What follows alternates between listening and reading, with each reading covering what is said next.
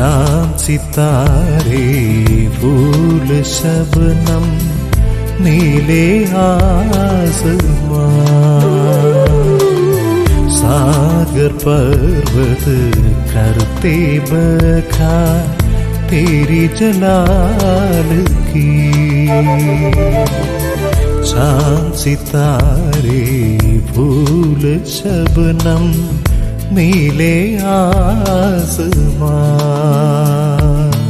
परमेश्वर के नाम की महिमा हो। प्रभात मनन की आराधना मनन में आप सभी का हार्दिक स्वागत है। आइए आज सुबह की शुरुआत करते हैं हमारे उद्धारकर्ता प्यारे प्रभु यीशु मसीह के नाम से। मैं आपके लिए पढ़ देता हूँ निर्गमन उसका 28 अध्याय उसका 15 और 16 पद। फिर न्याय की चपरास को भी कढ़ाई के काम का बनवाना, एपोद के समान सोने और नीले और बैंजनी और लाल रंग के और बटी हुई सूक्ष्म सनी के कपड़े की उसे बनवाना। वो चौकोर और दोहरी हो और उसकी लंबाई और चौड़ाई एक एक बित्ते की हो। परमेश्वर इन पढ़े गए पदों पर अपनी आशीष को उंडेले। परमेश्वर ने मूसा को महायाजक के वस्त्र की हर बारीकी को बड़े विस्तार से बतलाया और मूसा ने भी उसे हूबहू उतारने में कोई कसर नहीं छोड़ी। जिसे परमेश्वर ने जोड़ने के लिए कहा, मूसा ने उसे जोड़ा, और जिसके विषय में परमेश्वर ने कुछ न बताया, उसे मूसा ने भी अपने मन मुताबिक कुछ न जोड़ा। उसने वही किया जिसे परमेश्वर ने बताया था। मैं जब महायाजक के इस भव्य वस्त्र के विषय में बारीकी से ध्यान कर रहा था तो एक बात की कमी जो मुझे महसूस हुई वह थी कि इस पूरे वस्त्र में कहीं पॉकेट अर्थात जेब नहीं था। दुनिया में शायद ही ऐसा कोई डिजाइनर होगा जो पॉकेट बिना किसी ड्रेस का डिजाइन करेगा, पर परमेश्वर ने किया। क्या उनसे ड्रेस के डिजाइन बनाने में कोई भूल हुई? नहीं, क्योंकि हम आम इंसानों को अपने ड्रेस में पॉकेट अथवा जेब की जरूरत पड़ती है, क्योंकि हमारे पास ऐसी बहुत सारी चीजें होती हैं जिसे हमें अपने साथ लेकर चलना पड़ता है, जैसे कि बटुआ, मोबाइल, चाबियां इत्यादि। चाहे हम अपने कामों में जितना भी व्यस्त रहे, पर हमारा ध्यान अपने पॉकेट पर जरूर होता है। यदि जेब में कुछ ना भी हो तो भी कम से कम अपने हाथ को अपने जेबों में डालकर स्टाइल से चलने का शौक। पर हारून महायाजक के वस्त्र की बनावट के पीछे उद्देश्य ही कुछ अनोखा था। ये तो आराधना के लिए पवित्र वस्त्र था और हारून के पास ऐसी कोई वस्तु भी नहीं थी जिसे वो अपनी जेब में डालकर चले और हमेशा उसका ध्यान उस पर लगा रहे। पर परमेश्वर चाहता था कि हारून जब उसकी उपस्थिति में उसकी आराधना के लिए आए तब उसका संपूर्ण ध्यान केवल और केवल परमेश्वर पर और उसकी सेवा पर लगा रहे। इसलिए उसके वस्त्र में कोई जेब नहीं था। हाँ, पर इसके बजाय परमेश्वर ने उसके वस्त्र में एक अलग सा जेब सरीखा कुछ बनाने का निर्देश दिया, जिसे पढ़े गए पद के अनुसार न्याय की चपरास कहा गया है, अथवा जिसे अंग्रेजी में ब्रेस्टप्लेट ऑफ जजमेंट कहा गया है। देखिए, मैं आपके लिए इस वचन को दोबारा पढ़ देता हूँ, ध्यान पूर्वक सुनिए। निर्गमन 28 अध्याय 15 और 16 पद। फिर न्याय की चपरास को भी कढ़ाई के काम का बनवाना, एपोद के समान सोने और नीले और बैंजनी और लाल रंग के और बटी हुई सूक्ष्म सनी के कपड़े की उसे बनवाना। वह चौकोर और दोहरी हो और उसकी लंबाई और चौड़ाई एक एक बित्ते की हो।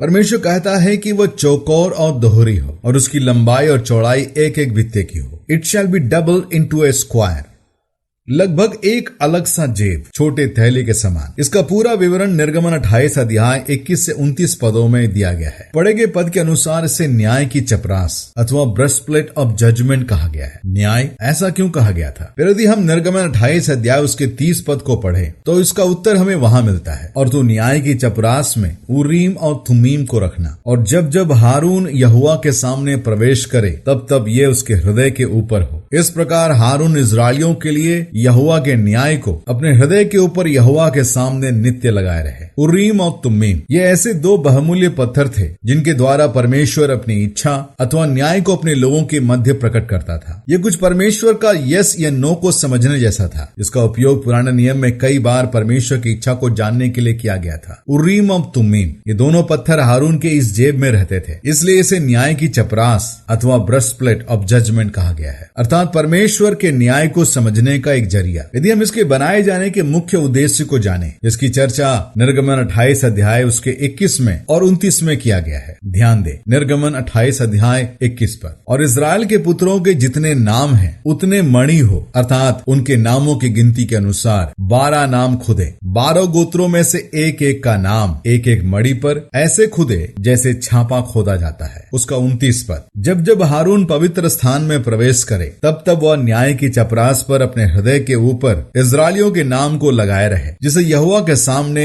उनका नित्य स्मरण रहे। जैसे कि लिखा है कि चपरास पर 12 बेहतरीन कीमती मणियों को लगाया गया था, जिनमें इजराइलियों के 12 गोत्रों के नाम खुदे थे, जिसे हारून के सीने के बीचों बीच लगाया गया था। वैसे तो हारून के वस्त्र काफी सुंदर और भव्य लगते थे। अब इस पर बहुमूल्य मणियों से सुसज्जित ब्रेसलेट को लगा दिए जाने के कारण अब ये वस्त्र और भी चमकदार दिख रहे थे। हालांकि इजरायलियों की ये 12 गोत्र, उनकी संख्या की ताकत कम या अधिक थी, सबकी बराबर नहीं थी। जैसे कि यहूदा गोत्र की संख्या की ताकत ज्यादा थी, उसी रीति से मनश्शे और बिन्यामीन गोत्र की संख्या की ताकत कम थी। पर उनके नाम से लगाए गए ये बहुमूल्य पत्थर जो हारून के सीने पर लगाए गए चपरास में थे, उनका स्थान और उनकी पहचान एक समान, जो ये प्रकट करता है कि परमेश्वर के सम्मुख उनके लोगों का स्थान और पहचान एक समान। ना कोई बड़ा है और ना कोई छोटा, ना कोई ऊंचे वर्ग का है और ना कोई नीचे वर्ग, परंतु परमेश्वर के सम्मुख सब एक समान। फिर आज पूरी दुनिया में इसी ऊंच नीच की जंग छिड़ी हुई है। तो धन्यवाद हो हमारे पिता परमेश्वर का, जिसके सम्मुख हम सब की कीमत बिल्कुल बराबर है। सोचे कि इजरायली लोग अपने अपने गोत्रों के नाम जब हारून के सीने पर देखते होंगे तो उन्हें कितनी खुशी महसूस होती होगी कि उनके गोत्रों के नाम परमेश्वर के सम्मुख निरंतर स्मरण किए जाते हैं। हाँ प्यारो, यही बात जो मेरे दिल को सबसे अधिक छू गई। इजरायलियों की ये 12 गोत्रों के नामों को हारून अपने सीने में लगाकर परमेश्वर के सम्मुख खड़े होने के द्वारा परमेश्वर यह प्रकट करना चाहता था कि हारून जो आराधना की भेंट को चढ़ा रहा है एवं परमेश्वर की सेवा टहल कर रहा है, ये सब वो अपने लिए नहीं पर उन 12 गोत्रों की ओर से उनका प्रतिनिधि होकर कर रहा है। उनके महायाजक के तौर पर, सरल भाषा में बोलूं तो उनके पुजारी के तौर पर कर रहा है, क्योंकि हर इजरायलियों को परमेश्वर के सम्मुख आने का अधिकार नहीं था। इसलिए उनके गोत्रों के नामों को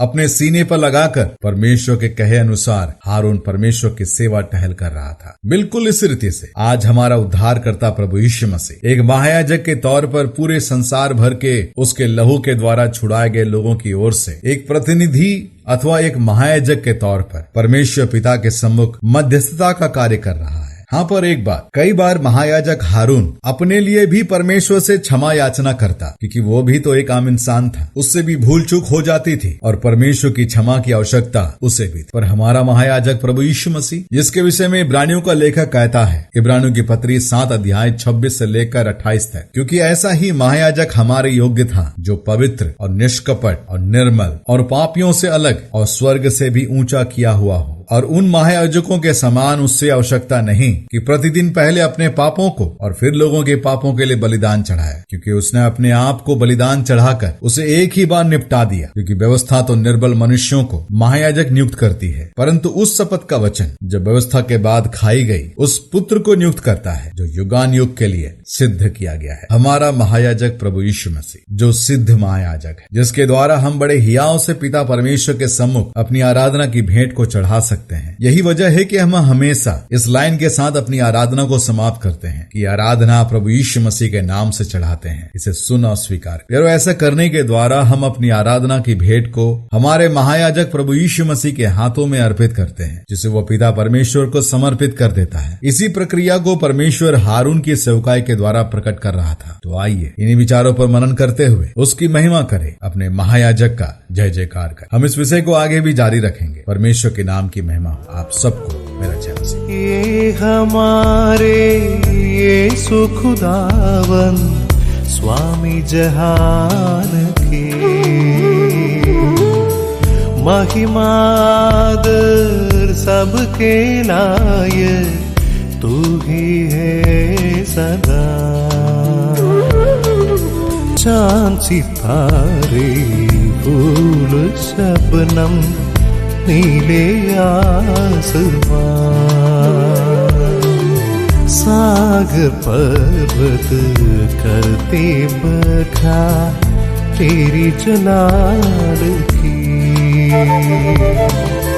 चांद सितारे फूल शबनम नीले आसमान,